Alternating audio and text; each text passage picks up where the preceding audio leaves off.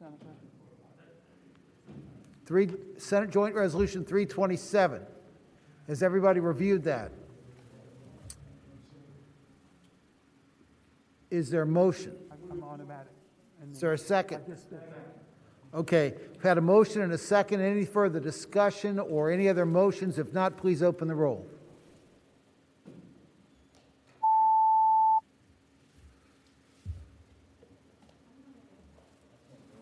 I haven't seen my bills. Do you want to take them up next? Your bill's on Everybody here. vote? 44 is on here. Everybody okay on voting? Okay. I was going to do Constitution. Ayes 9, noes 0.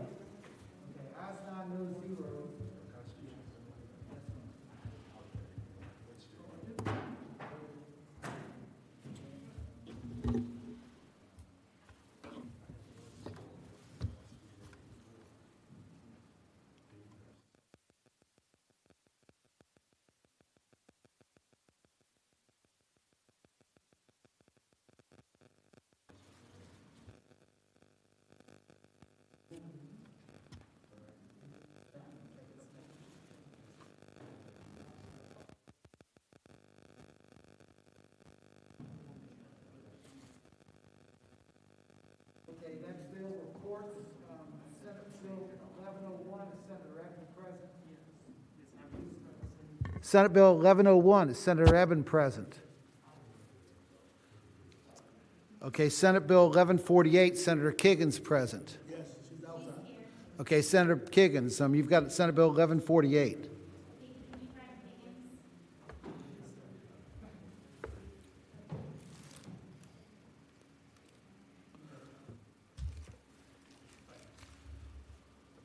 Senator Kiggins. Coming in now. She's coming in to help the police.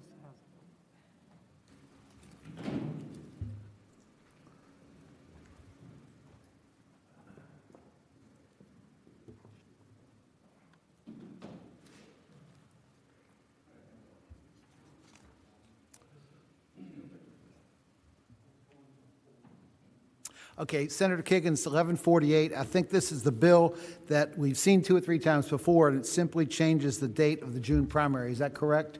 That's correct, Get it out Mr. of the Chair. school year from the second Tuesday to the third Tuesday in June. Do you all remember this bill? We've had it before. Mr. Chairman, Surville. Yes, Senator Servell, This is the bill I hate, right? I understand. Are there other people that want to speak to this except for Servell?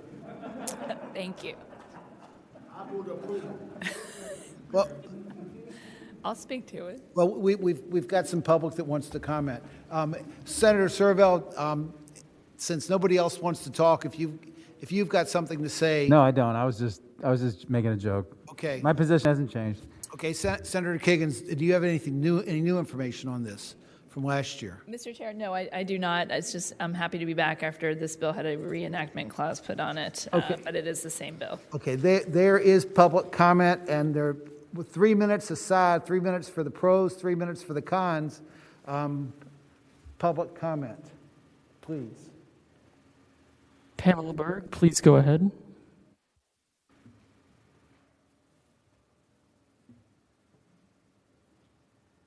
Ms. Berg, you're on mute. You're muted. I'm sorry. I wanted to speak on SB 1101. Oh, no. Which Well, this is 1148. I apologize. Thank you. Thank you, ma'am. Sorry. Senate Bill 1148, we need the pros, the people that are for the bill. Mr. Chair, there are no hands raised at this time. Are there anybody, is there anybody against the bill? Once again, Mr. Chair, there are no hands raised at this time. Okay, okay, we've got a motion to report and a second.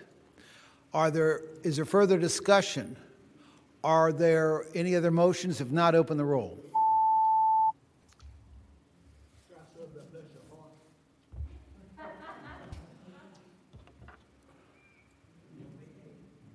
Ayes 8, noes 1. Okay, your bill's reported. 1140 or 1422 is further down the docket, but you're here, you may as well do it.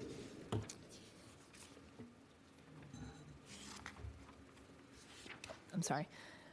Mr. Chair, my next bill is Senate Bill 1422, and this is simply an election integrity bill. And what it does is it requires the State Registrar of Vital Records to transmit and report to the Department of Elections a report weekly, vice monthly, which is the current statute, and it also has them actually require them to use the information, not just to have access to this information, but what it does is it's a report of people who are deceased. The State Registrar of Vital Records then sends that list just so that they can have an updated list of who is alive and who is deceased at the Department of Elections.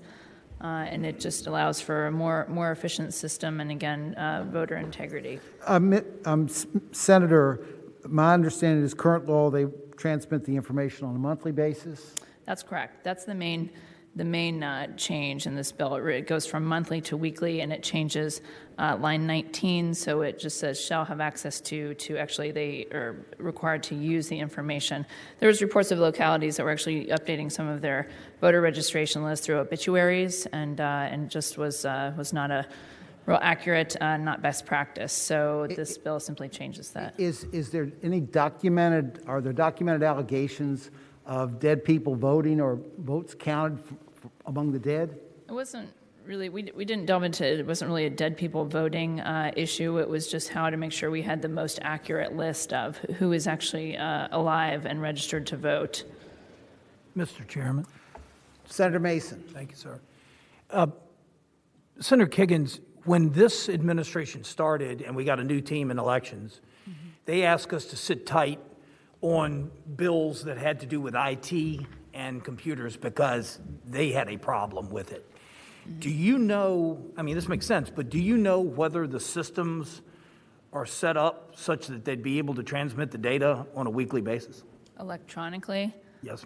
I don't know the answer to that question, so I don't know what that looks like, if it's in the form of a list or email, or if that happens automatically. I don't know the answer. Okay. I can find out. Thank you, Mr. Chairman. I think it'd be worth looking into. Yeah, well, I wonder if there's anybody online from the State Board of Elections that has that information. Or the Bureau of Vital Statistics. Is there anybody? Mr. Chair, at this time, no one has raised their hands. Okay. Are there further questions for Senator Kiggins? Mr. Chair. Senator Boysko. Thank you, Mr. Chair.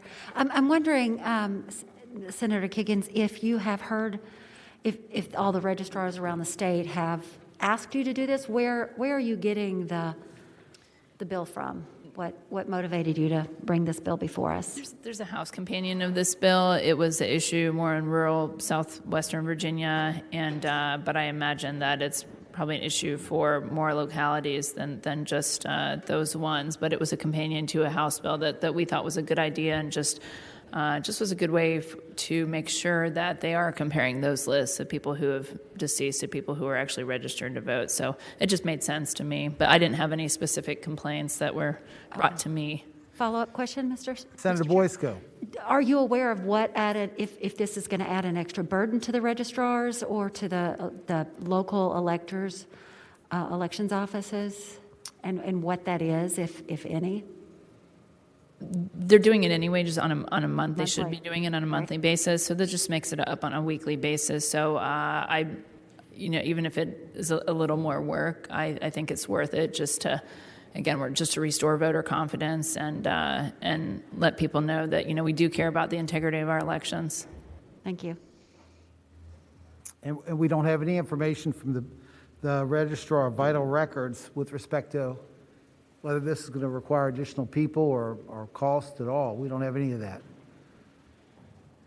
So does anybody else have any questions? Or Mr. Chairman. Senator Serville. Thank you, Mr. Chairman. So I'm just not clear why monthly is wrong versus weekly or daily or by the minute. I mean, it strikes me as, and especially without any testimony from any registrars or from the Board of Elections about the logistics behind this. It seems to me we're kind of legislating in the dark on this one. So I'm having a hard time seeing the need for it. Do we have any of the public signed up to comment on this? Okay. All right, Mr. Chair. Well, Senator Peake? well, Tom, I would like to speak. Okay. Before we vote. Is Senator this- Peake, Scott, well, there's not a motion, so you can vote, or you can make a motion, or do whatever. I would like to comment first, and then I'll make a motion. I would just say that this did come up because we have now extended voting for 1 full month before the election day, and we have done away with excuse. We now have no excuse absentee voting or voting absentee in person for 1 full month. 45 It does days. come into play, and this in fact did happen in Georgia this election. I believe a man was charged with voting for his mother who had deceased. He was a Republican, voted his mother for Donald Trump in Georgia. And yes, indeed. So there was Republican voter fraud because a man voted his mother who had deceased, but he had that full month to do it. So it did happen. It did happen this election. If they're checking it every month, they're getting the whole total every month. So if you have 20 in a month, you now get 4 a week or 5 a week instead of 20. It's going to be the same amount of time. The same person's going to do it, but instead of doing 20 at a time, they'll do 4 a week. It's not that big a deal, but with a month-long period, if somebody dies, they won't be able to be voted absentee in that election. And as we saw when we had a House of Delegates race that was decided by pulling a note out of a hat, 1 vote can matter. So if 1 dead person votes in one of our elections, it can mean the entire balance of power in Virginia. So I submit that it's a significant bill. It does play a vital role when we have a month-long period. Mr. Chairman, Mr. Chairman? may I ask a question, Monty? Senator Mason, then Senator Spruill. Let me ask a question to follow up on that. So if you vote absentee, I mean, not voting for your mom, but if someone votes absentee or early, as we now allow, and then subsequently die before the election, does that vote count? Yes. That vote counts? Yeah, it counts. Okay, so I don't get it. Mr. Chairman. Mr. Chairman. Wait a minute. Senator Peake wants to tell us about the Republicans in Georgia that are trying to steal the election. Absolutely. If you voted in that month period and then deceased, your vote would count. You had voted. But if you died and then one of your relatives requested or had already requested the absentee ballot, let's say, and then you died, and then they vote for you after you died, it shouldn't count. Or if they went ahead and requested it for you after you died during that 1 month period. And that's what the issue is. Senator Peake, what I'm trying to figure out, though, is there's no evidence that there's been a relative trying to vote any dead relatives in Virginia.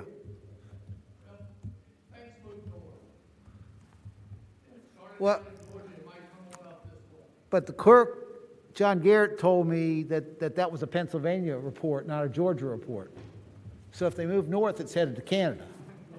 We're in the clear. We're in the clear. Mr. Chairman? Senator Spruill. Mr. Chairman, what I'm concerned about, as much as the registrar in this state talks and objects to things, I'm surprised how come there's not a registrar on this line or somewhere objecting or saying I'm yes or for it. And if say, hey, it would cost us more money or what? It would cost us more work.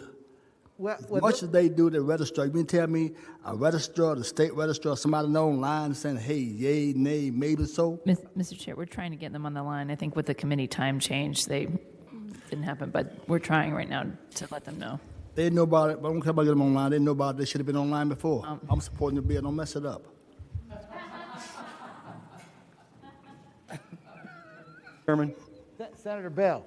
I don't know if Senator Kiggins, I don't know if you know the answer to this or not, but are there any other bills that you know of that are being done that would add any other requirements to registrars? I'm sorry, could you repeat that question? Are there any other bills that you know of that are being done to add any workload to registrars? Mr. Chair, not unless you guys have a democratically patroned bill. I don't have any others. I don't know of any others from my caucus. Mr. Chairman, the reason why I'm asking that is on the FIS, it says on their fiscal impact statement, Standalone, they don't seem to think that there's a problem or it's going to cause a funding issue, but if there are other things added on, it probably would. So I'm just trying to figure out, are there other things that we know of that would be added on?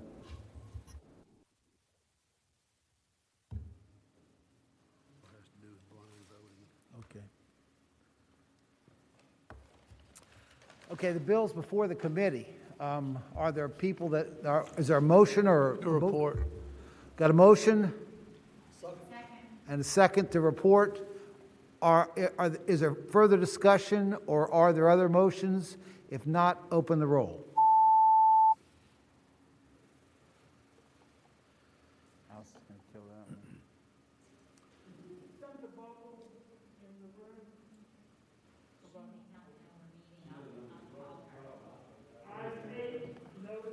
Okay, your bill's reported, Senator Kiggins.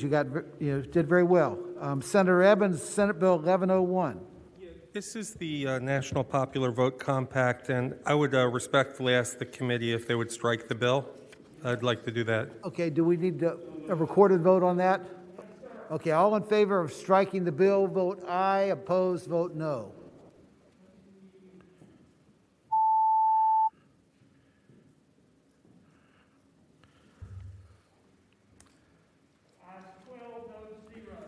Okay, Senator Reeves, the bill is stricken.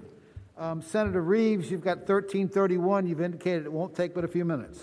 Thank you, Mr. Chairman. After this last election, I was notified by a constituent of mine who is legally blind and usually stays up on a lot of the technology and everything, and they were disenfranchised from voting along with the rest of us on a certain issue with regard to visual impairment. So what this bill does is it requires that the Department of Elections to make available to all localities a tool that allow voters with visual impairment or print disability electronically and accessibly receive and mark his or her absentee ballot using a screen reader assistive technology, which has come a long way.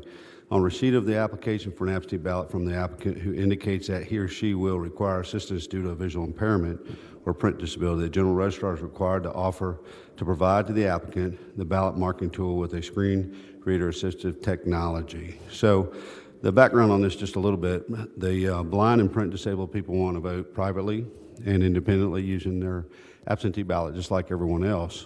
The Americans with Disabilities Act, the ADA, and Virginians with Disability Act guarantees to these folks they have the same rights and needs, even greater under current health conditions. This came to discovery because under Virginia law, only uniform and overseas voting are authorized to see their ballots electronically. And you all remember we went through that and made sure that we could make sure those that were serving our country overseas, we did that the last couple of years. That caused some issues, but basically this bill will enable those folks. I think there's about 178,000 plus visually impaired citizens to mark their ballots privately and independently. And that's the bill, Mr. President. Okay, Mr. Chairman. Mr. Senator Reeves, I'd like to hear from the Department of Elections on this issue if they're available.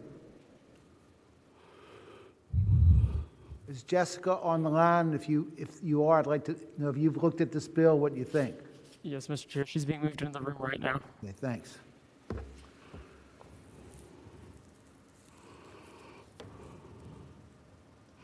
So the question, you want to wait to see first? Wait, I want to hear from her. Okay, it'll be fine.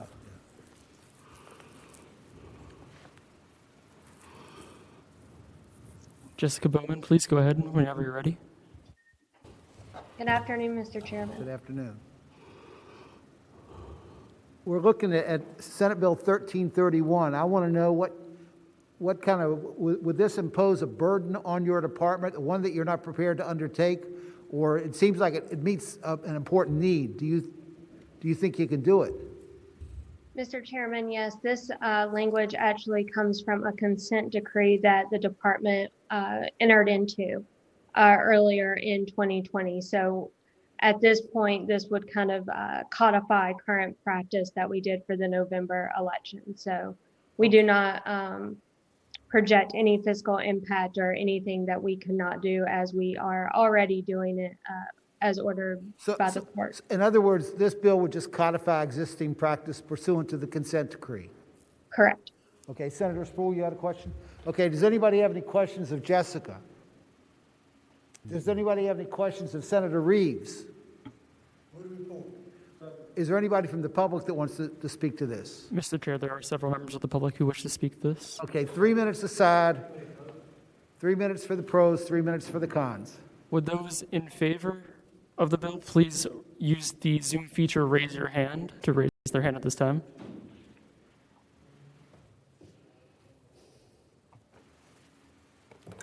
I'm for the bill. I don't have a hand to raise. Senator Chairman Deeds. Yes, ma'am. Yes, thank you, Chairman Deeds and members of the committee. My name is Lisa Kotiin-Gerchik, and I chair the Election Security Issues Group of the League of Women Voters of Virginia. The League supports SB 1331. As you've heard, this bill would codify the agreement reached last year that gave visually impaired voters access to voting equal to all other voters, which includes being able to vote at home. This bill would let them receive a ballot that they can read with assistive technology, vote, and print out and return. Please be assured that allowing a voter to download a blank ballot at home is safe and secure, because the voter must print out the completed paper ballot and return it either by hand or by mail, just like any other absentee voter. Okay. Thank you. Thank you, ma'am, very much. Is there anybody else? Vic Nichols, you Already expressed. spoken. So is there anybody else? Mr. Chair, at this time, no one else is raising their hands. Is there anybody Hi. against the bill?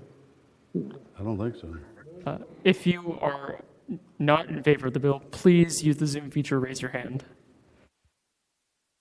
Okay, I think we had a motion and a second.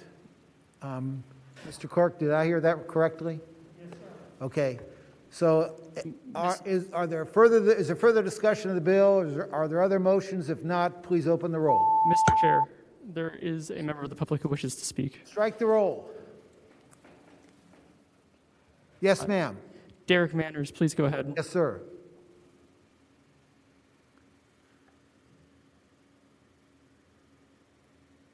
Derek Manners, please go ahead and unmute yourself. Hi, can you hear me now? We've been hearing you. Yes, sir. Hi. Sorry, and I had trouble raising my hand. I'm for the bill as well, so I'll keep this short, hearing no opposition. The bill's in no trouble. Yeah, I know. So I appreciate you guys. If you want us to vote against it, keep and talking. I support the bill. Okay, thank you. Mr. Chair, we have one more. Okay. Claire Huerta, please go ahead. Yes, good afternoon, Mr. Chair. I'm sorry it took me a while to raise my hand. I just want to say the Virginia Board for People with Disabilities also supports this bill. Okay, thank you very much. Okay, now we can open the roll again.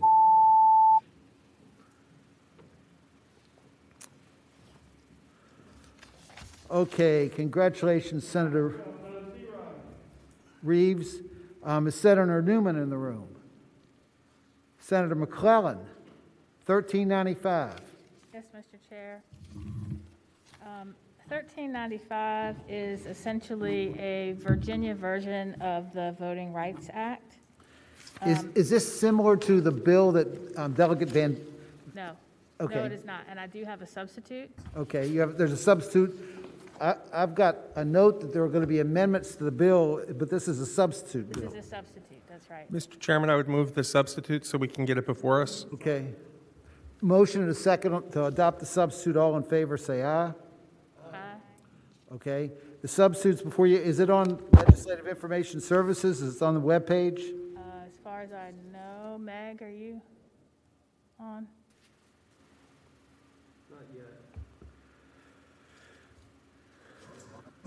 Mr. Chairman. Brooks, yes. Yeah. The substitute's been sent, so it should be uploading anytime now. Just so you're aware. Okay. Maybe Senator McClellan, if you can explain the differences between the substitute and the bill that's been available to us. Well, it's really a completely different bill. The bill that Delegate Van Valkenburg had last year was a state pre-clearance requirement where any changes made by localities to their voting laws or requirements had to be pre-cleared. That is not what this bill does. So this bill does a number of things. First, It does require that whenever there are changes to local voting laws and regulations that would have fallen under cover changes that would have been pre-cleared under Section 5 of the Voting Rights Act, have to be advertised in advance for public comment, to be evaluated for their impact on protected classes. And then in the alternative, if the locality didn't want to do that public notice process, they could get the Attorney General's office to review the change and provide a certificate of non-objection. So that's the first thing the bill does. The second thing, Senator McClellan, this applies to every locality in the state. yes, it applies to every locality in the state. The second thing that the bill does is it expands requirements for localities to provide voting materials in language other than English that meet certain thresholds. This is already a requirement for federal elections under federal law. The bill just applies this to state and local elections as well, using the same process for determining when those thresholds are met, using basically census data that the Board of Elections does today. Then it will essentially codify in state law the case law surrounding the Federal Voting Rights Act to ensure fair representation in local government by ensuring that local election methods do not dilute the voting strength of a protected class, and strengthen protections against voter threats and intimidation to ensure that every voter can make their voice heard safely. The bill allows the Attorney General or an affected individual to initiate a civil action in court where their protections are violated. And then it would create a voter education and outreach fund where any penalties, civil penalties resulting from violations of the Voting Rights Act would be put in a fund towards educating voters and persons qualified to be voters on their voter rights. So overall, that is the bill. The purpose of this is to fill the gap left with the Supreme Court's gutting of Shelby County versus Holder in 2013. What we've seen is discriminatory challenges are very difficult to address after the fact, and without Section 5, that is essentially what we have been left with under the federal law, is that once your rights have been violated, you have to sue, but a vote lost is a vote lost, and an election affected due to violations of the Voting Rights Act is an election affected. I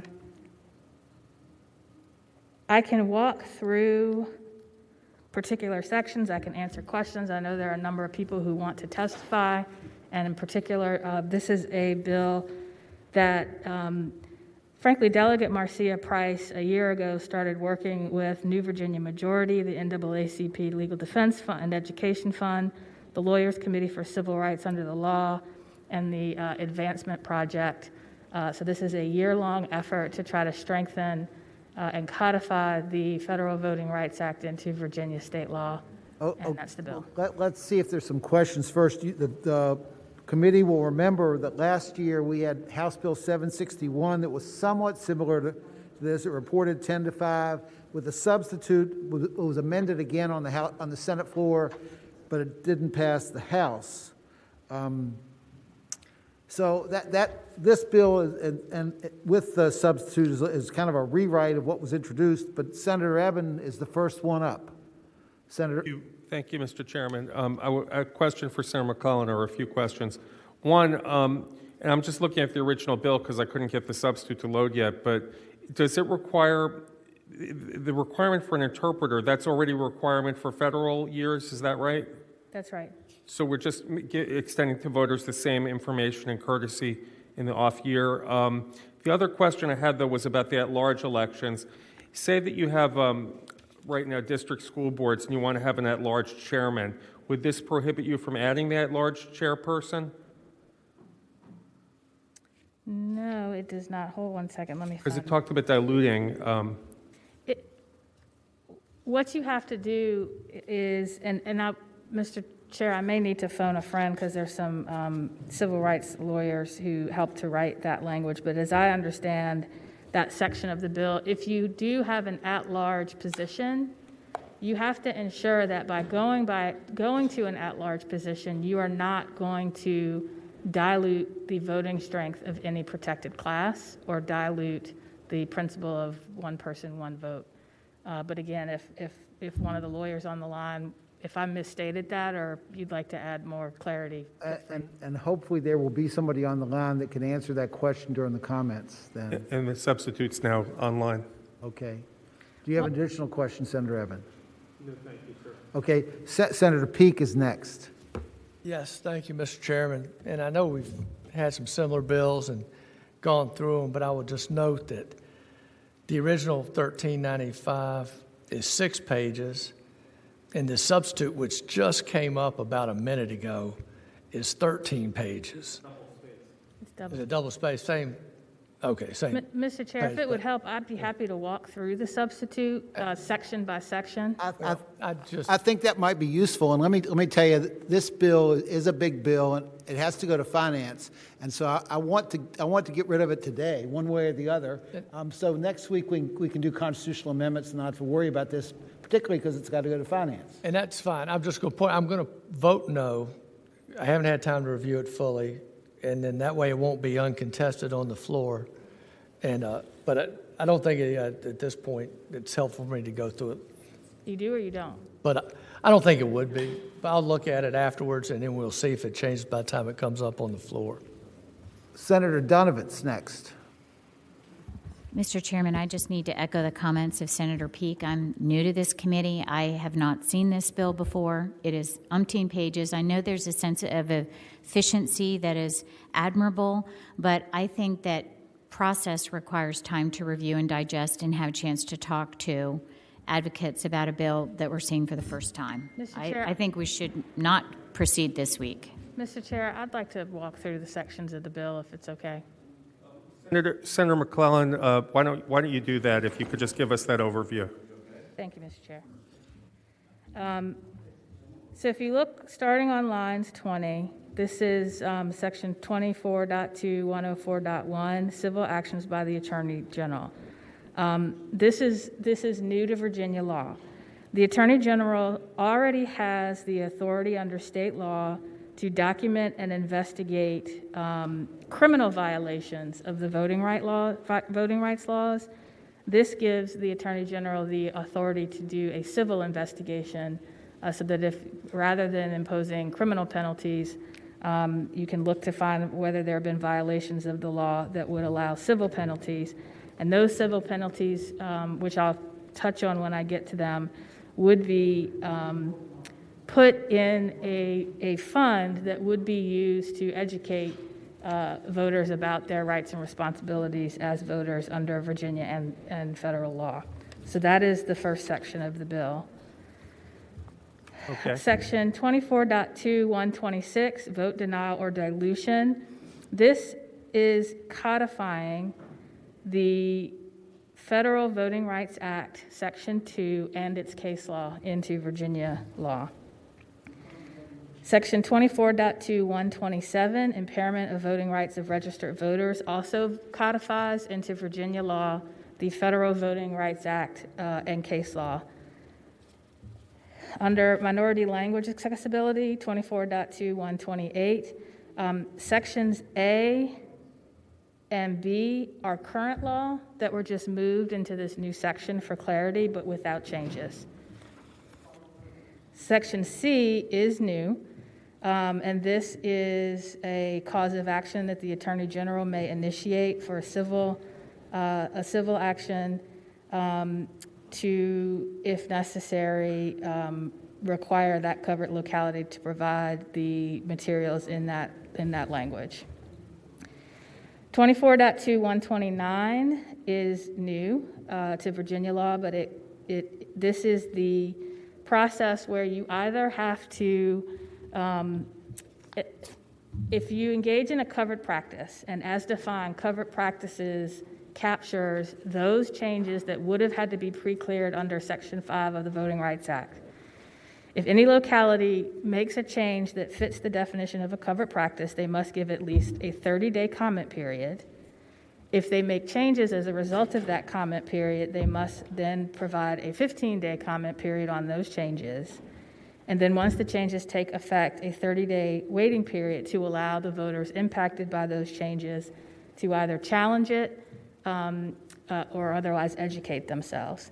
If a locality does not want to go through that process, then they can ask the Attorney General to review the changes and provide a certificate of no objection. There is current law that already provides a different mechanism for dealing with emergencies, and so I won't go into that.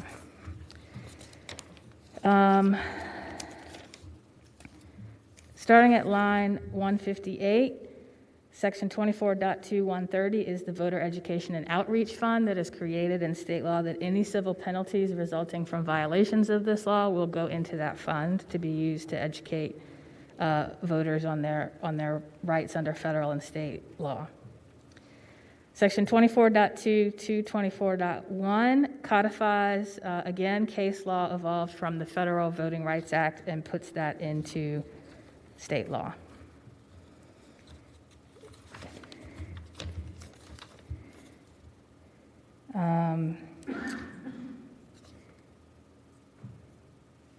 And then on page 11, under intimidation of officers of election, 24.2.1000, this strengthens the voter intimidation laws by including threats, coercion, not only in a precinct, but in any polling place, satellite office, or other location used for voting purposes. And then in the next section, which is civil cause of action for voter intimidation, it moves what is now little 2 and little 3 is moved to a different section of the bill, which I'll touch on in a minute. We do add a civil cause of action for voter intimidation on page 12 in section B, and we add a civil cause of action for communication of false information to a registered voter. And then section 24.2, 1005.2 A and B. No, A is new. And this basically, in the original bill, this created a class 1 misdemeanor. We have now changed this. If any person acting under the color of law refuses to permit a qualified voter to vote, or willfully fails or refuses to tabulate their vote, they could be subject to a civil penalty, which would go in that voter education fund. B is the language that is moved from the voter intimidation section. This has a delayed enactment date of September 1st, and that's the bill. Mr. Chairman. Okay, are there questions for Senator McClellan? Mr. Chairman, I have a question. Senator Servell. You know what, never mind, I'll withdraw my question for a minute. I might have a question Are later. there additional questions for Senator McClellan? Yeah, Mr. Chairman? Senator Eben. If I understand properly, you don't have to go through all this waiting period. If you go to the Attorney General, you say, I'm going to change this or that, and they they give you an answer that they don't object under the terms of this law? That's correct. Okay, thank you. Are there additional questions? Are there those in the public who would like to be heard? I think there are. So again, we're going to do 3 minutes aside, 3 minutes for the pros, 3 minutes for the cons. It's best if you just identify yourself by your name and group and tell us whether you're for or against the bill, unless you've got something specific. Mr. Chairman, I've come up with Senator Servell's come up with this question. Remember this question. Okay. Sorry, I'm focused on lines 298 through 314 of the bill, which has to do with communication of false information. 298. Yes. It's section 24.2, 1005.1. And I see here that this new civil cause of action and the criminal penalty, which is already in existence, only applies to information about the date, time, and place of an election or the voter's precinct, polling place, or voter registration status. it seems to me that some of the false information or misinformation that is often out there as well sometimes has to do with early voting. Patron, have you given any thought to communicating false information about people's either eligibility to vote early or where or how they can vote early? I know, for example, in the last election, some national group sent out hundreds of thousands of pieces of paper of inaccurate information in Fairfax County, telling everybody in Fairfax County to go vote at the Fairfax City, and they also sent out stuff in Franklin County telling them to go vote in the city of Franklin. And Richmond County, Richmond City, the same thing.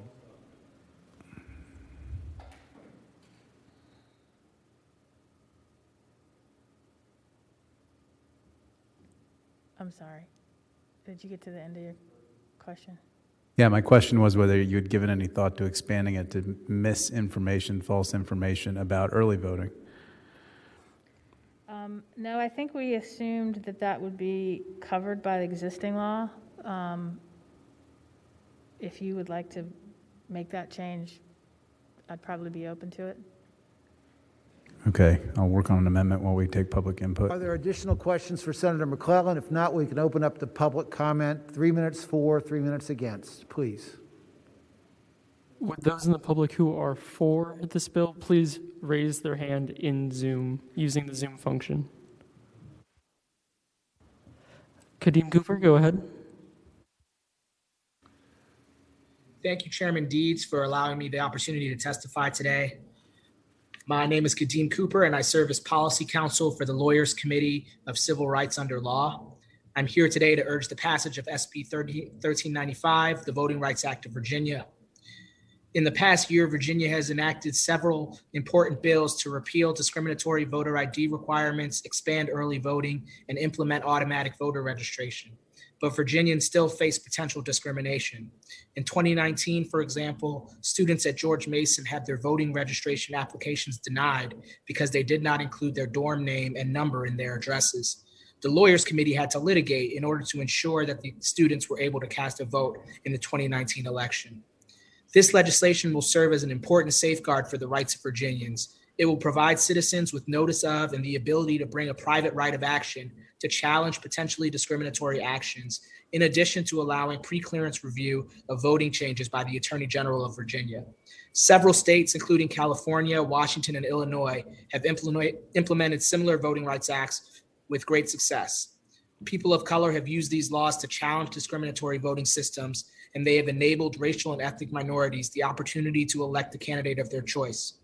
The Voting Rights Act of Virginia is especially needed because Virginia is no longer subject to preclearance under Section 5 of the Federal Voting Rights Act. Before the Shelby County decision in 2013, the Department of Justice intervened several times to prevent Virginia counties from adopting discriminatory redistricting plans. With the 2020 redistricting cycle set to begin, it is imperative to provide protections that would ensure Virginia voters have recourse against the adoption of discriminatory redistricting plans. For these reasons, I urge the Virginia Senate to pass the Voting Rights Act of Virginia to ensure that Virginian voters are afforded the full protections necessary to cast a ballot unimpeded by voter suppression tactics and the opportunity to elect the candidates of their choice. Thank you, Mr. Cooper. You used 2 of the 3 minutes, so the rest of the speakers just have a minute left. And I'll ask you, Mr. Cooper, to stay on the line because there will be bills to reimpose all of those things you just spoke about. So pay attention. Who's next? Jess Unger, please go ahead. Mr. Chair and members of the committee, thank you for the opportunity to testify. My name is Jess Unger. I'm a staff attorney with Advancement Project and a proud Virginian, born and raised in Loudoun County. I want to say a word on the theme of this bill, which is that democracy only works when we all have a voice. Votes lost can't be reclaimed, and the collective wounding of lost votes leaves a lasting scar year after year, generation after generation. I won't repeat what Mr. Cooper so eloquently described as some of the core strengths of this bill, but I want to cast a little more light on a few additional pieces that I think are really important. Beyond establishing the badly needed oversight for voting changes, the legislation also grants voters the power to stand up for themselves and make their voices clearly heard in several additional important ways. Giving voters the right to sue when faced with intimidation, expanding access to interpreters and language accessible voting materials, and ensuring that each step of the voting process is free from malicious interference. This is a bill that would restore crucial oversight and empower Virginia voters, and we urge the committee to approve this bill. Thank you. Thank you very much. Anybody else, just identify yourself if you're from a group, tell us what the group is. Tram Nguyen, please go ahead. Good afternoon, Mr. Chair and members of the committee. Tram Nguyen with New Virginia Majority, and we strongly support this bill. Thank you. Thank you very much. Is there anybody else? At this time, Mr. Chairman, there are no other hands raised in support. Okay, those people that are opposed have the same 3 minutes. Please raise your hands. Walter Latham, please go ahead. Mr. Latham, you're muted. Hi, I just unmuted myself. I'm sorry. Mr. Chairman, my name is Walt Latham. I am the registrar in York County and the former president of the Voter Registrars Association of Virginia. Personally, I think that the whole bill is generally a good idea. I like the concepts of it. What we take profound exception to are the parts of proposed 1005.2. We appreciate that it was changed from a criminal penalty to a civil penalty. I think what is not understood here is how hardworking people, such as the registrars, the electoral boards, and the election officials who work on election day for 13 hours to 15 hours straight, can make mistakes, and how this subjects them to possible civil liability. I think it shows a profound misunderstanding of how fast-paced and hardworking people can make mistakes in that fast-paced environment, can make those mistakes, and to give them a $1,000 civil penalty anytime there's a mistake. I understand the frustration, but it's just really kind of mind-blowing to see that kind of misunderstanding of how hardworking people can make mistakes. Frankly, I don't feel a lot different than when I was reading comments after the last election about how we should be sent to Guantanamo for cheating in the election. I would oppose that part. Okay, thank you very much. Are there others? Jessica Ackerman, please go ahead. Ms. Ackerman? There, thank you. Can you hear me? I can hear you, yes. Thanks very much. I'm Jessica Ackerman with the Virginia Municipal League. I will echo my colleagues' comments. Thank you very much, Walt. I would also just like to note, in response to a question that was asked previously, that the bill does still include a waiting period of up to 60 days for a response from the Attorney General's office. And as a result of that and the potential for other delays that could hinder localities from being able to hold elections on time, I'm afraid we must oppose this bill. Thank you. Thank you very much. Okay, who's next? Anna Scholl, please go ahead. Thank you, Mr. Chair. We are actually, with Progress Virginia, we are strongly in support of the legislation. Okay. I was just delayed in raising my hand. Thank you very much. Yep. Who's next? Julia Tanner, please go ahead.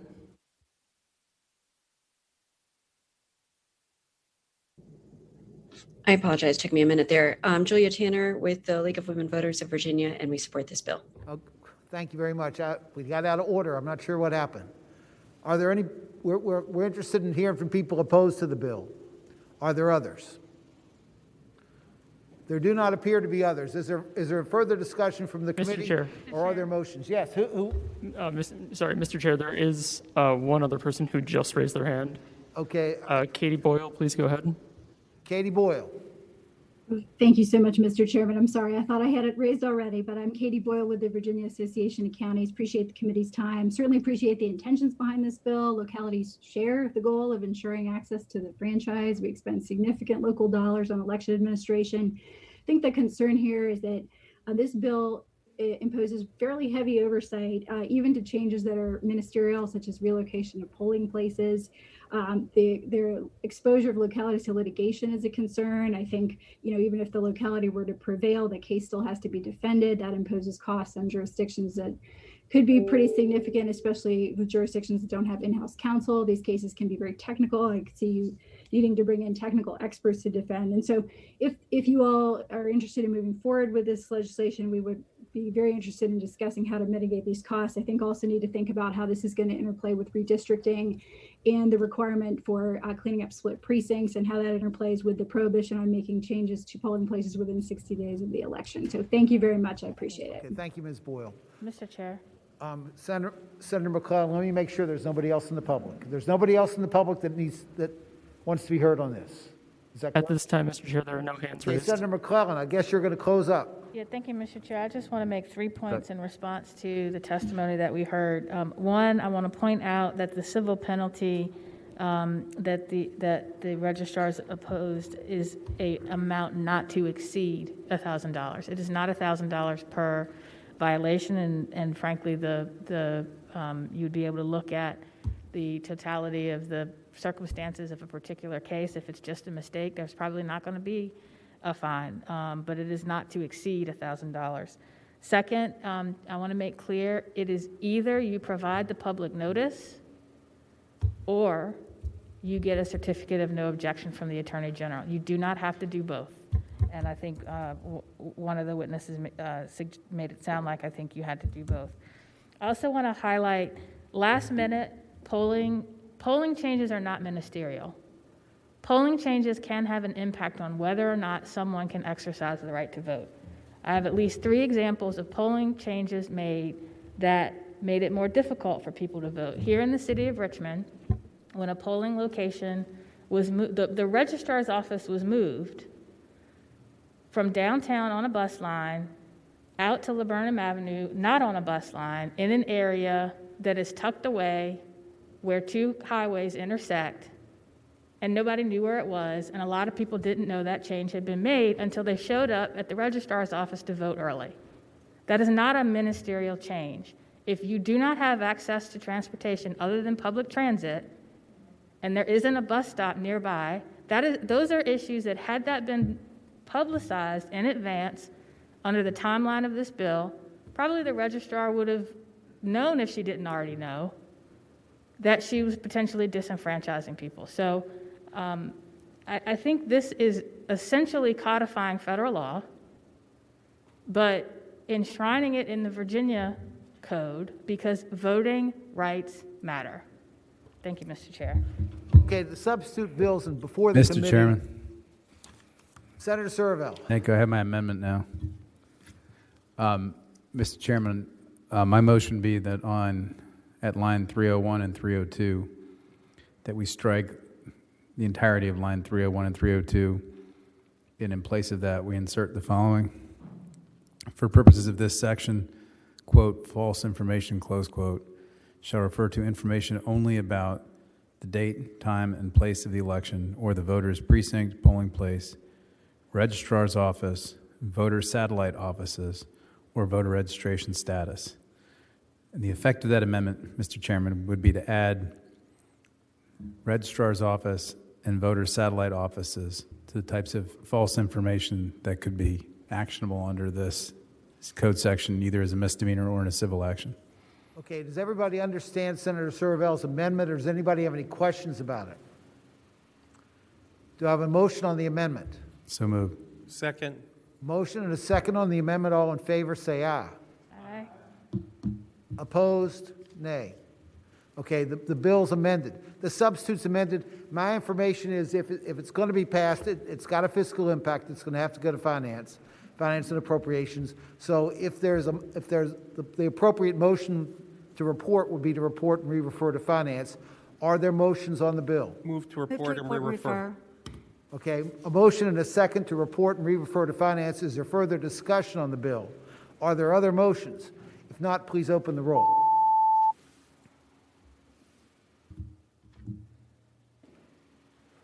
Senator Vogel. Senator Vogel votes no.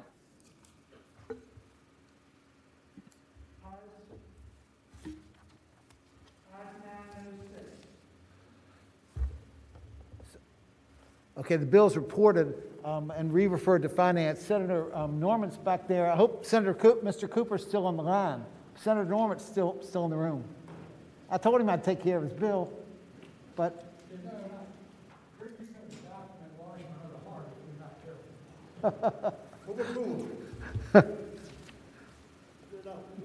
Senator Norman has Senate Bill 1459, and I would ask you to give him your attention. Thank you, Mr. Chairman, and I know a good cardiologist that I can recommend you to. Mr. Chairman, ladies and gentlemen of the committee, I appreciate you listening to 1459. I'll probably try to be direct as I can. I call it election reform legislation. Many of the issues you are familiar with, and a number of them you have not embraced. I wanted to try to mimic what some did during the special session and start looking at an omnibus bill as opposed to breaking down individual bills. That way it is more expedient. The first part of the bill, once again, requires the photo ID. Before you can get a ballot, you've got to demonstrate your identification. It requires the State Board of Elections to expedite IDs at no cost to the voters. It also requires to make relationships with photo ID vendors to facilitate it. It repeals the requirement for registrars to accept voter confirmation documents that do not contain photograph of the voter. So it would still require photo ID, but right now they can take whatever the heck a confirmation document, excuse me.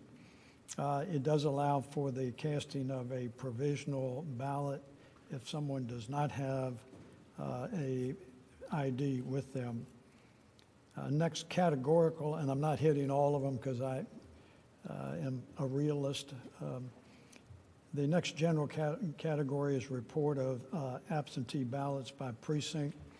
I don't think that is a partisan issue at all. That is more requiring that the registrars break what the absentee ballots are down by districts, something that probably is non-controversial to most of the members of this committee, at least 9 of them, is to get rid of the infamous drop boxes, require ballots to be returned to the office of the general registrar, and it expressly prohibits the office of the general registrar from including any location of a drop box that is not within the purview of that office.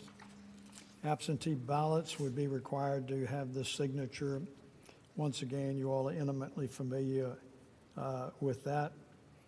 There seems to be, based on what I know parenthetically, a disparity in the way that various jurisdictions are pre-processing absentee ballots, meaning that they're starting to do it before the election itself, but it's not being done consistently across the state. Some of the registrars started as early as 5 days prior to election, while others did not change their procedure from the traditional way of doing it on election day.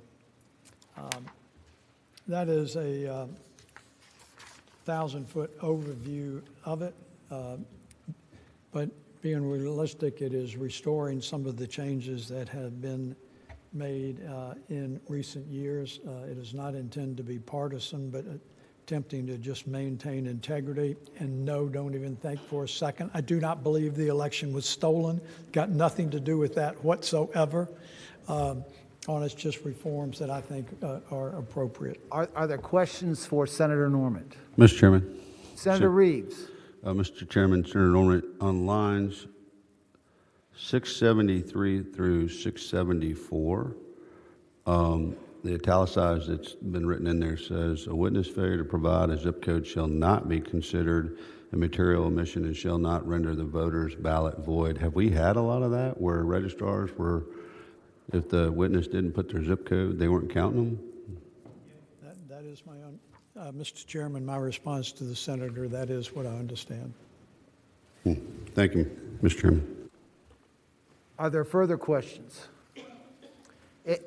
Observation, Mr. Chairman. Senator Eben. I wanted to compliment Senator Norman for including the provision to see that absentee ballots are allocated by precinct. but I just wanted to observe, I think there's other bills that do that same thing if we disagree with other parts of this bill. I think that's correct. I was going to say there are a couple of nonpartisan things in here. One is to sort these things by precinct, and there was another nonpartisan. I can't remember what it is right now.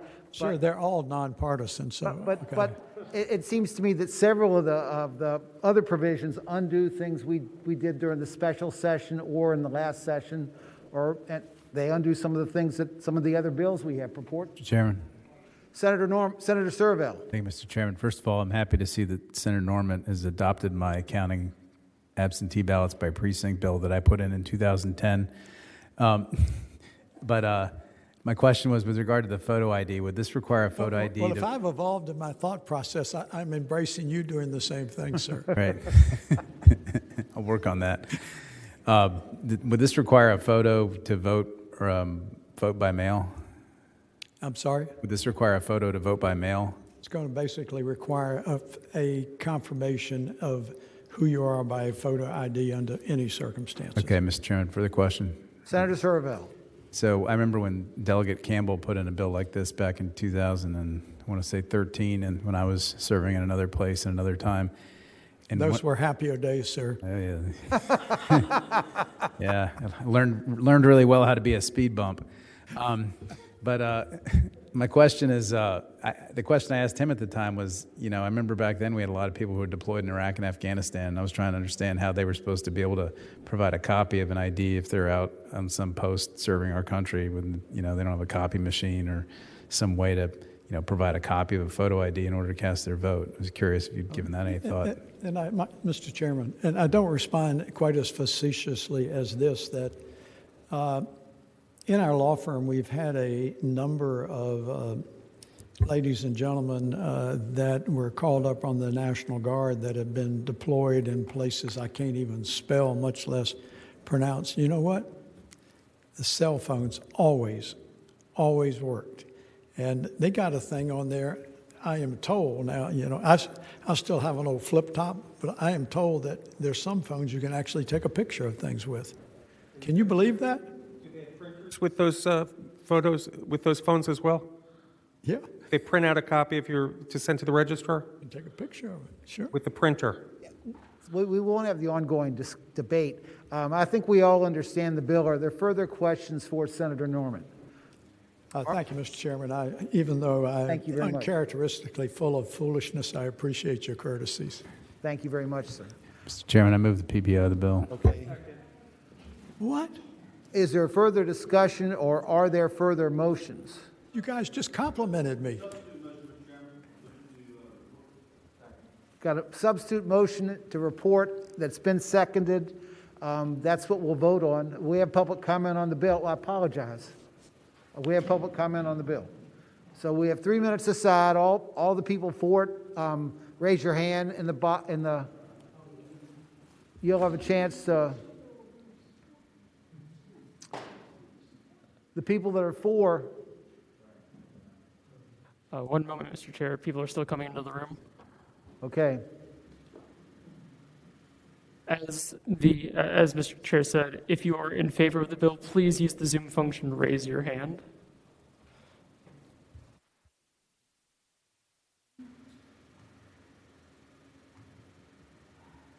Do we have anybody that's for the bill?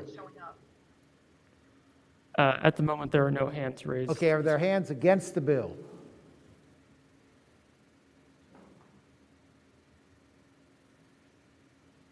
Hold 1 moment, Mr. Chair. There are more people wanting to come into the room.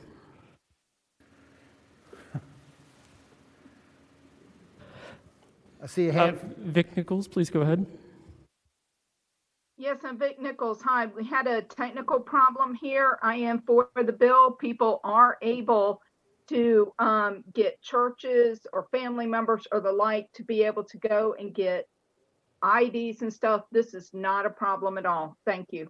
Okay, thank you, Ms. Nichols. Are there other people for the bill? Mary Crutchfield. Ms. Crutchfield. You're muted.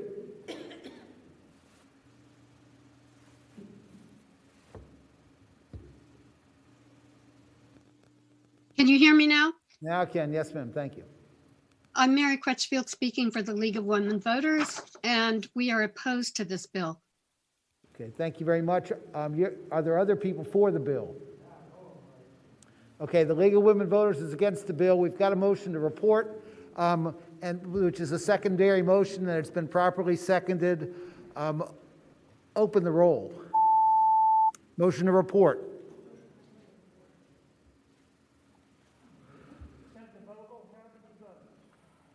Senator Vogel votes aye.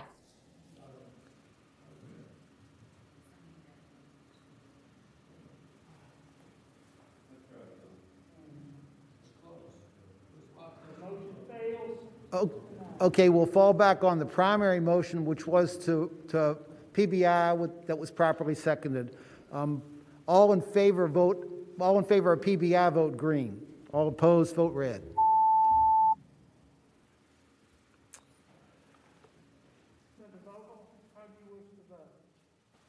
Senator Vogel votes no.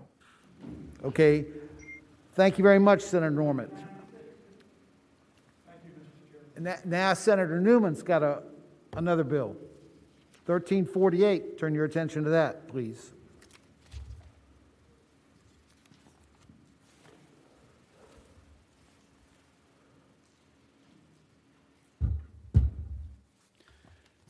Mr. Chairman, my bill is straightforward. You may like it or don't like it, but it's straightforward. In our area, there are a number of localities that have by charter the ability to put ordinances in place calling for an advisory referendum, while others do not. This bill would simply say that a locality, whether it is in their charter or not, may come forward with an advisory referendum, but may not do it more than once per calendar year. And the advisory referendum, the cost would be paid by the taxpayers of the locality. Yes, sir, it would be. It would be put on the ballot at the same time other elections. Yes, sir. Okay. Are there questions for Senator Newman? Yes, Mr. Chair. Senator Ebbin. I would just ask the senator, are there specific topics or topic that's giving rise to the legislation? No, out my way, we've had many spirited discussions within the Board of Supervisors and the city councils, and those have resulted in really state matters, honestly. And there's nothing that the locals can do. And so the question is could they then just put a ballot out there as they can in many cities and some counties? And as a follow-up, would this be like about the First Amendment or something, or just what was it larger than that? First Amendment? I'm sorry, the Fourth Amendment. Fourth Amendment? Did you say four? Yeah. I've not seen one related to the first. I'm sorry, gun rights. Second Amendment. Second Amendment. Yeah. Second Amendment. I have seen them come to localities for that. On that particular one, however, they were asking to pass a resolution, and all of my localities did pass that resolution. It was a local resolution. It wasn't in need of a referendum coming to us. None of them did that. Let me ask you, Senator Newman, you said counties. Counties don't have charters, so no counties can do advisory referendum. Is that right? Let me check. Okay. I did a bill for an advisory referendum for an airport in Rockbridge County in about 1994 and had to get it through the General Assembly. Right. So I haven't been on local government for 25 years, so I believe that you are correct, that the only way they could do it is if it is a statute in this code section, or if it's done by a charter currently today, that's the only way they can have any advisory referendum. Senator McClellan, were you asking a question? Mr. Chairman, I was. This Boysko. Boysko, I think, was that. Yeah, I heard a woman. Yes, thank you. Yes. Mr. Newman, I remember once when I was meeting with a group of business leaders from around the Commonwealth, they made it really clear to me that they didn't want to have a patchwork of referenda just willy-nilly, and it seems to me that that could be a concern. I'm wondering, have you had conversations with them about this? So I have not had conversations with them, I don't believe, but I will tell you that I think that the chairman and I and others have been very dogged fighters against some, especially in my party, that have come forward with referendum and initiative. I am opposed to referendum initiative. It's a horrible California way to do things, and you end up with bad legislation, right? So this does not have, this only has a advisory referendum. It has no initiative, and it has no referendum in the referendum and initiative nomenclature. In the nomenclature of referendum initiative, you have initiative, which is you can bring it forward by a certain number of votes, and referendum, which means that you can actually pass a law through the use of a vote. Yeah. Mr. Chairman, I guess I'm still not quite understanding what the goal of this bill is then. Right. Well, Mr. Chairman, it's maybe simpler than it looks. It's whether or not a county really can have an advisory referendum by ordinance, such as currently occurs in, I hate to say many, but I think in my area, most cities have an advisory referendum that's available to them if they want to put something to the voters. Senator Sproul has a question, I Thank you, think. Mr. Chairman. I want to know what you're proposing to do. Any other city or locality that you know of that's doing it? Do you know of any other locality? Any other localities have done this before? I don't know. I know that the City of Richmond had something, I thought, for the Richmond Center to allow them to do a tax district so that they could put all the money together to help the Civic Center, and there's other things like that, Mr. Spool, but I don't know if we've ever given the ability for non-cities, non-charters, the ability to have referendum. I don't know of any. Thank you. And Mr. Chair, or I'm sorry, Mr. Senator Newman, I'd like to ask Brooks a question. Brooks, my understanding was that under the law that localities could have referenda when they are for bond issues or something like that. I wasn't aware that advisory referenda were available through charters. Mr. Chairman, yes, the law provides that you can't have any kind of referenda unless it's approved by the General Assembly. Over the history of the General Assembly has approved certain referenda types in code. So for instance, bond referenda, but they have also allowed charters to have certain provisions like advisory referenda. I think there might be one in like Newport News or Portsmouth, somewhere down there. I believe they have, for instance, a charter with advisory referendum. The City of Lynchburg has it. Okay. That's it, Mr. Chairman. That's Okay. Are there additional questions for Senator Newman? Is there comment or are there motions or? Got a motion to report and it's been properly seconded. Or is there further discussion? Or are there other motions? Substitute motion. Senator Eben. I'm going to move to PBI. I'm concerned that these are non-binding votes, that people are going to think they're voting for something that they may not get. Okay, we've had a substitute motion that's been properly seconded to PBI, and so when we open, is there public comment on this bill?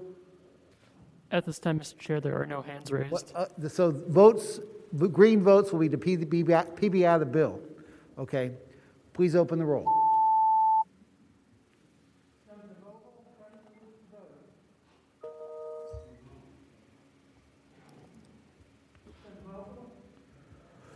Senator Vogel votes no.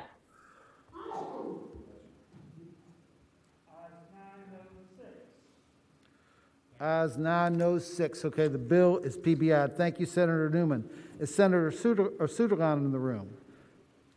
I've got a couple of bills that are next on the docket after Suderland, I guess.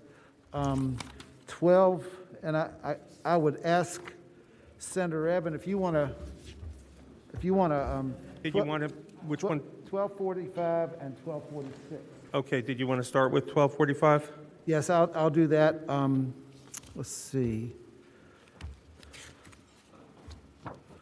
Okay, 1245, and I think there's a substitute for this bill. Am I not, Brooks? Is that correct? Yes, Mr. Chairman, that's correct. Is there a motion to adopt the substitute? Is there a second? All in favor of adopting the substitute will signify by saying aye. Aye. Okay, the substitute makes some changes that, and the bill makes some changes permanent that are somewhat the opposite of Senator Norman's bill. This past special session, we passed a provision to allow localities to have drop boxes. That provision was only effective for the 2020 election. They will be permanent under this bill. There was also a provision that allows registrars to call voters when there are minor issues with the absentee ballot and allow the absentee voter to come in and make corrections. So there's that ballot cure provision that was part of the law this past session or this past election will be permanent under this bill. And the third change, I think, is one that requires the ballots to be sorted by precinct. And that was, I think, in Senator Norman's bill. Are those the three changes in this bill, Brooks? Am I right? I don't believe this bill has anything to do with counting in precincts. That's not in there. But Okay. this does deal with creating a drop-off locations for ballots, and it creates a cure process. Okay. That other bill was probably that other provision was in the next bill, I guess. Mr. Chairman. Yes, Senator Surville. Thank you, Mr. Chairman. Senator Deeds, I believe Senator Suderline's Senate Bill 1153 also has the reporting by precinct. Have you talked to him about whether he wants his bill incorporated into yours or not? I have not talked to him. I think what Brooks is saying is that's in the next bill anyway. We have another piece of legislation after this. So are there members of the committee with additional questions for the patron? Are there members of the public who would like to testify for this bill by raising their hands in the Zoom room? Mr. Chair, there is one. Julia Tanner, please go ahead. Good afternoon, Chairman Deeds and Senators. My name is Julia Tanner. I'm the Advocacy Coordinator for the League of Women Voters of Virginia. The League supports this bill because we support the right of every eligible voter to vote easily, safely, and securely. Access to the ballot box strengthens the integrity of our democracy.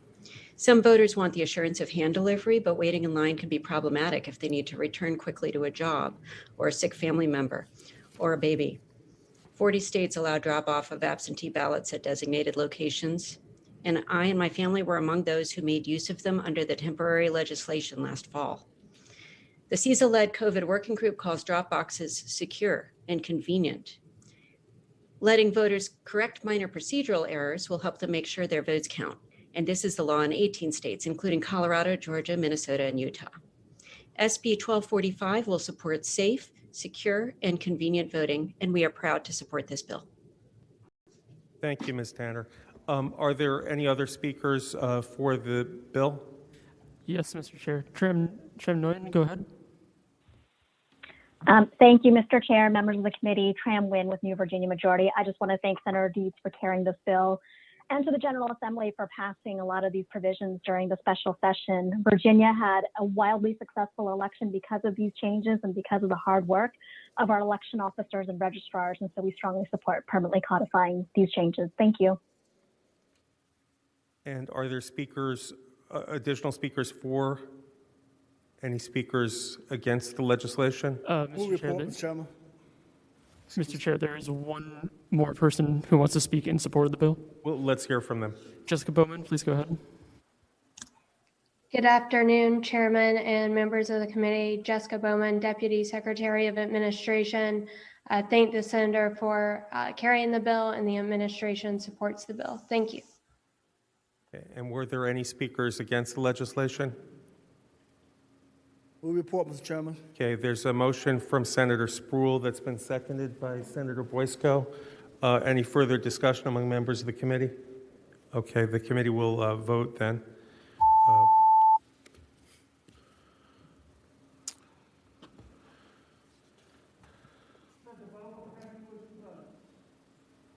Senator Vogel votes no. Okay, so the bill reports. Okay, the bill reports, and then you have another bill, Senator? Senate Bill 1246, and there may be a substitute for that one as well. Is there a substitute? That's correct, Mr. Chairman. Okay. I'd move the substitute. to get that For a before us. second? Okay, all in favor of the substitute will say aye. Any opposed? Okay, this substitute does three things, and I think that they are mostly nonpartisan, but I don't know. Number one, it requires a central absentee voter precinct be established in every locality. Number two, it addresses an issue that Senator Norman was talking about. You know, the late night swing we had on election night was due to the fact that localities treat absentee ballots differently. This would require localities to process the votes before all localities to process before 7 o'clock. That requirement of some uniformity will, I think, produce a more consistent result and give people more faith in the result. The third thing it does is let's see, Brooks, it requires that the absentee votes be sorted by precinct, which I think is what Senator Servell said Senator Sutherland's bill does. Is that correct? So as I read the bill just requires mandatory pre-processing of returned absentee ballots. Okay, so it didn't include It requires it before, during, and after. Yeah. Okay, it doesn't require that then. Okay. Yeah. So this will facilitate faster counting, Senator? It'll facilitate faster reporting? counting, uniformity, and trust in the result. Okay. Do members of the committee have questions for the patron? Senator Peake? Yes, thank you, Mr. Chairman. And to the patron, I've read your original bill. The substitute has not come up yet, I don't believe. I was prepared to vote for your original bill. Do you know what? I think they were just. My understanding was the substitute was going to add that that the absentee votes be sorted by precinct, but that, according to Brooks, that didn't make the substitute. I don't have my computer with me, so I don't have access to the substitute itself. It's not loading yet. Mr. Chairman, it hasn't posted yet. The last one took about 4 minutes to post. Are there, perhaps, is the Department of Elections familiar with the bill? Have they seen it, Senator? I don't know if they have seen the substitute. Okay. I don't know if we want to, let's see if it loads up. No. Yeah, still not yet. But I would, in the meantime, I would just say, I like this idea. It would help precincts, it would help everybody, and I think it drove me crazy after the election, and we had all this mess across the country. You had 3 Republican legislatures, I think Pennsylvania, Wisconsin, and maybe Michigan. And everybody said, please let us count the absentee ballots, all these paper ballots, before the election day. And they said, no, we're not going to. They wouldn't change it. They wouldn't let them do it. And then after the election, well, look what happened. And we didn't find out for days and days. So I think this would help. I applaud the senator from the sub is up now. Yeah. The problem is, in Virginia, some localities counted, they processed the votes early. That's what we're talking about. We're talking about processing the votes. We're not necessarily talking about counting the votes. We're talking just about feeding them in the machine. And some localities processed them early, but some did not. And the result was the late swing that just drove a lot of people mad. And if I may, Mr. Chair. Yes, Senator Peake. And I'd point out in the original bill that you have, and I doubt that's going to be changed, it points out that it is still mandated that a representative from each political party be present when they do that with these absentees. So as long as that requirement is in the substitute and you have somebody from each political party, they should process these, and I applaud the senator for this. The bill is now loaded. The substitute has loaded. The only thing I would ask, Senator Saslow's bill, 1376. It does need to be rolled into this bill. Is there and him listed as a chief co-patron. Is there a second to that motion from Senator? Okay. So all in favor of rolling 1376 into SB 1246 and designated Senator Saslow as a chief co-patron will say aye. Aye. Any opposed? It needs to be. It's a recorded vote. I'm sorry. Vote yes on the electronic voting device. Is that correct?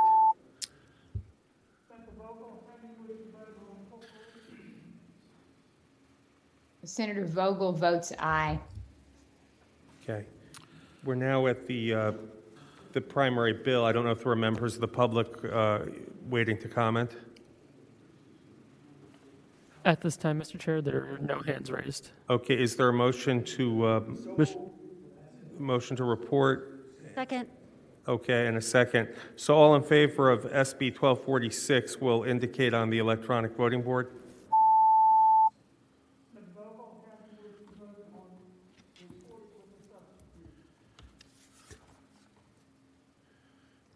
Senator Vogel votes aye.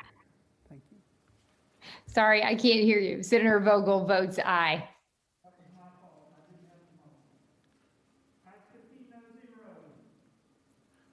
Okay. Thank you, Senator Eben. Senator Suderland's not in the room.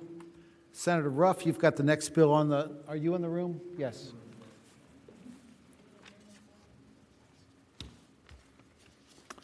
$14.55. Please give Senator Ruff your attention. Thank you, Mr. Chairman. This may look like it goes in the opposite direction of the requirement for a witness to sign the ballot, but it really doesn't, because the signature on a ballot is worthless. Anybody could scrawl anything they want to on it, and so that was really not very much of a safety guard.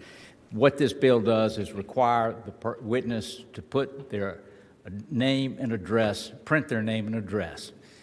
In a general election, it probably wouldn't make any difference. You probably would, when votes are harvesting, you may have a few, but the real problem is going to be if you don't have that in a primary where 5 or 10% of the vote, where you only get 5 or 10% of the vote.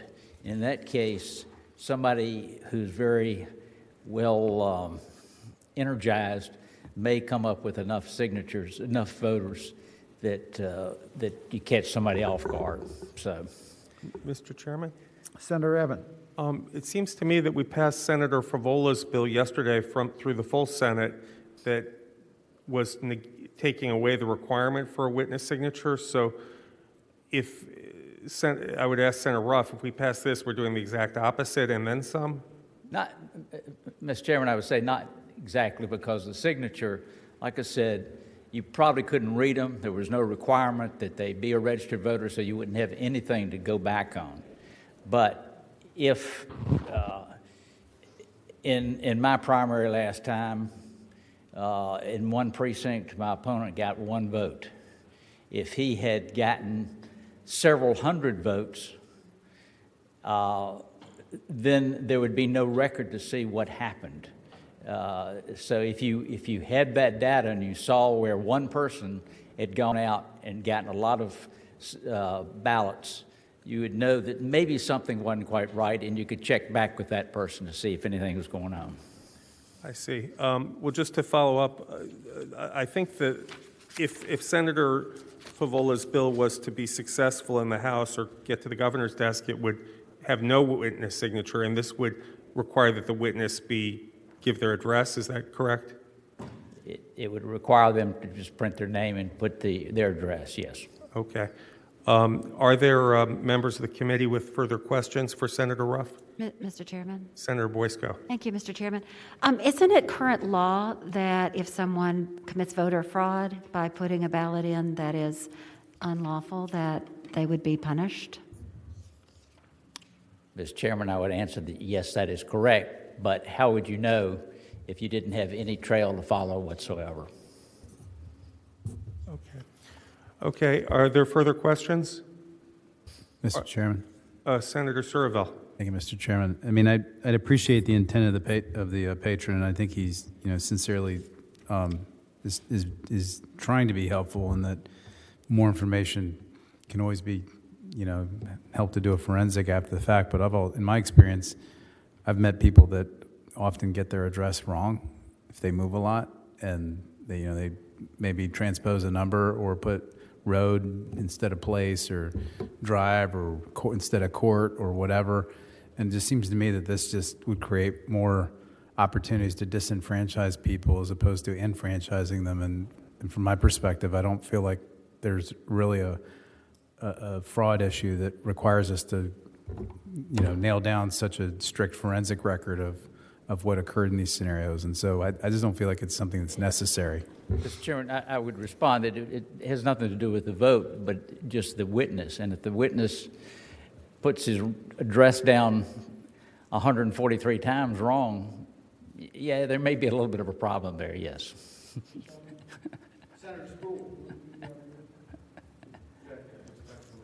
Motion and a second to PBI the bill. Are there further motions or discussion? Okay, a green vote is the PBI the bill. I'd ask the clerk to open the roll. Senator Vogel, how do you wish to vote? Senator Vogel votes no. Okay, we've got about 5 minutes till the session 9 to starts. 6. Okay, the bill is PBI'd. We've got about 5 minutes. Senator Peake, I think you have a bill. Senator Saslow's bill, it's 1444. I guess we'll go to next week. Suderline has 2 bills. I guess they will go to next week as well. I wanted to do the constitutional amendments only next week. That's going to be enough because Lord knows we need to amend that Constitution. But Senator Peake has a bill, 1118. And my understanding is that bill, if we decide to report it, has to go to finance because it has a fiscal impact. But please give your attention to Senator Peake.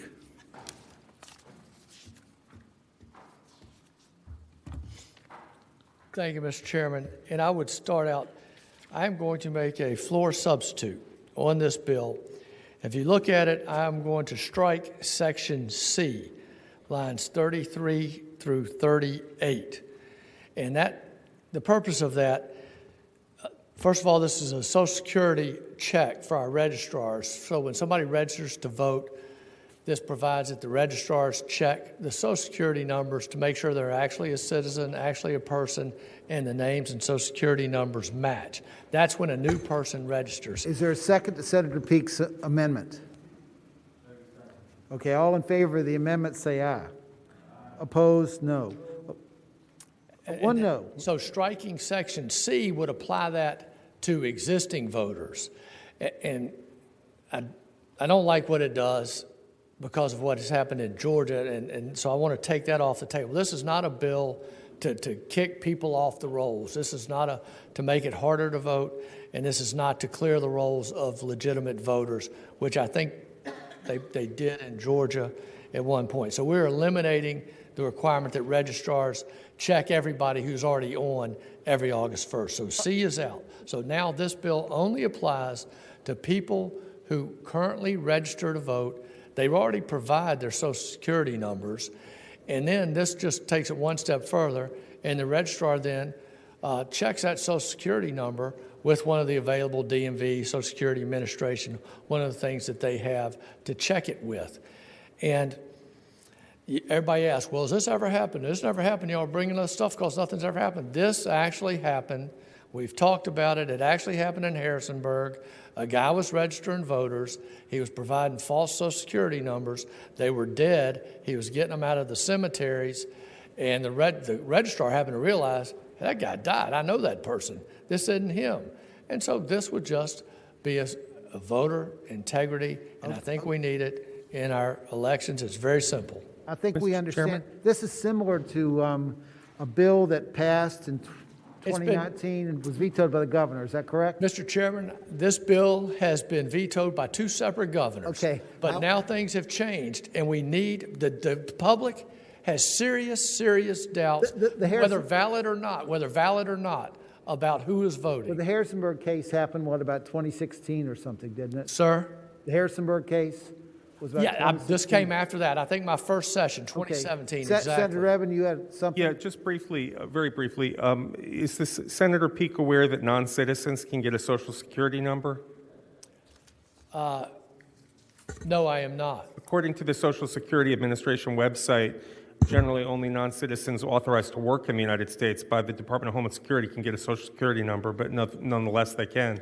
So it's not really a test of citizenship. Well, it'll be a test of if the person is legitimate or not, and certainly then we'll know if they're a legitimate person. if the social security number, Mr. Chair, if the social security number matches the name and birth date of the person that registers to vote. Okay, I thought you were trying to get at citizenship. Are there those in the public? Well, no, I mean, I'm sorry, no, yeah. I'm sorry. Mr. Chair, no, I want them to check and see if it's the same person who registers, to make sure it's a legitimate person, they have a matching social security number. Now, if someone who is an illegal citizen but has a valid social security number, this would not catch that. Okay. I see. Are there those in the public who need to speak to this bill? Mr. Chair, there are. Clara Wheeler, please go ahead. Dr. Wheeler, 3 minutes on each side. Thank you, Mr. Chairman. Yes, I would like to support this bill highly. There are many other states that use the Social Security number and the Social Security Administration to verify that the person is indeed the person who is registering to vote. This is their only single modifier that allows us to know that the person registering to vote really is the person who is registering to vote. This is an easy fix. The Department of Elections simply sends the names and addresses and the Social Security number on the application to the DMV. The DMV already has a pathway to the Social Security Administration. They look it up and send it back. It's push button and send. I have a contract from the state of Montana that shows exactly how they do this, and it costs $1,000 a month. This is a wonderful way to make sure that Virginia is in compliance from the National Voter Registration Act, which requires that we maintain our voter registration a list as being accurate and current. Thank you very much for supporting this bill. Thank you very much. Are there others? James Hill, please go. Mr. Chairman, this is James Hill of Fairfax County. We ask that you oppose this bill, although we appreciate the Hold on a second, please. Are there others that are in support of the bill that need to be heard? Okay. One moment, Mr. Chair. They're still coming into the room. Got 1:41 left for people that are for the bill.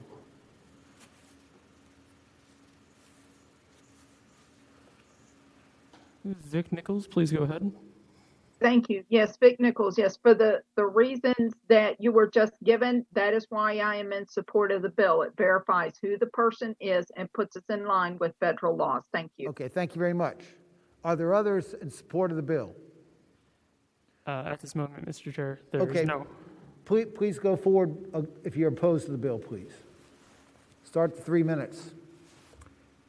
Mr. Chairman, this is James Healer with Fairfax County. We ask that you oppose this bill, although we appreciate the patrons' intentions to promote election security and integrity. We believe that the current process already has plenty of safeguards. This new legislation would create multiple additional hurdles for local registrars to validate registrations. These steps would have to be undertaken for every new registration application. With thousands of applications received each year, this represents a considerable workload increase. Additionally, qualifications to register to vote do not include the possession of a social security number, but rather a person's citizenship status. Well, Mr. Chairman. Thank you very much. Well, I don't want to take his time. I don't want to debate the public yet. Well, you'll get a chance to close up. Are there others? I have a question as a member of the committee for him, not to take his time, but just a question. Well, let's hear from the rest, and then I'll let you come back and do that. Others that are in opposition to the bill.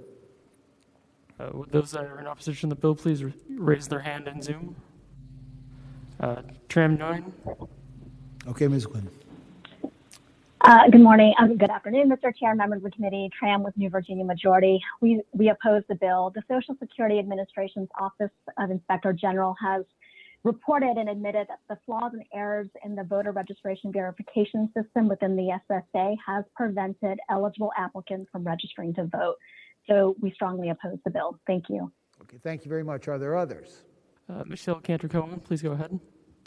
Thank you. Hi, I'm Michelle Cantor-Cohen with Fair Election Center, and we strongly oppose this bill because it would prevent thousands of eligible Virginia voters from voting by subjecting their right to vote to data entry errors, typos, and other non-substantive problems unrelated to their eligibility to vote. It would do this by requiring voter registration applicants' information to match information held by government databases in order to fully register to vote and stay registered. The process laid out in this bill is not required by federal law and may well fall disproportionately on voters of color. And as indicated earlier, a similar, if not identical, bill was vetoed in 2019. The process in talking about the sponsors edit during this hearing, the issue in Georgia was specifically the no match. There was never an issue in Georgia of taking existing registered voters off the rolls. That was unique to this bill. I frankly never seen a bill like that in all of the work I've done on voter purges and on voter registration. And so this bill would essentially create the type of system that was at issue in Georgia, which was preventing tens of thousands of voters from registering, and which was had an extreme disproportionate impact on voters of color. Thank you very much. Are there others? No other hands raised at this time. Okay, Senator Peake, you wanted to ask a question. To the gentleman from Fairfax, and the question is, what do they do with the Social Security number? So what is the point of someone providing a Social Security number if you don't ever check them? So, Mr. Chairman, can you hear me? I can hear you. So the Social Security number is required by law on the registration form, but there are other safeguards to ensure that the lists maintain only eligible voters. We have the NCOA process and all of these other statutes that are in current code to regulate the process of list maintenance. Okay, I think we understand the issues, so is there further discussion or motions from the committee? Move to PBI. Second. Okay, got a motion to PBI and a second. Are there other motions, or is there further discussion? If not, I'll open the roll, and a green vote is to pass the bill by. Senator Vogel, how do you wish to vote? Senator Vogel votes no. Sorry. Ayes 9, no 6. Okay, the bill is passed by, and we'll rise, but we're about a minute late.